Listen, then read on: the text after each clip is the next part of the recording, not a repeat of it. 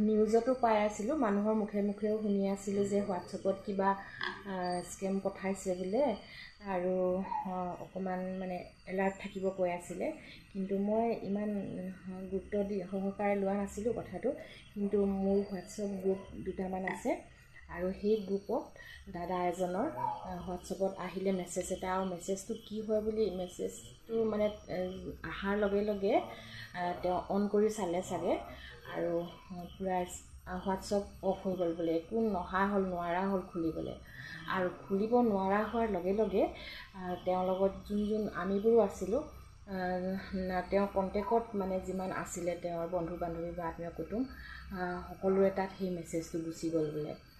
আৰু মোৰ তাত অহা নাই কেলৈ মই চব অফ কৰি থৈছোঁ, ন'টিফিকেশ্যন অফ কৰি থৈছোঁ আৰু মানে অচিনাকি নাম্বাৰ মেছেজ আহিব নোৱাৰে মোৰ ওচৰত।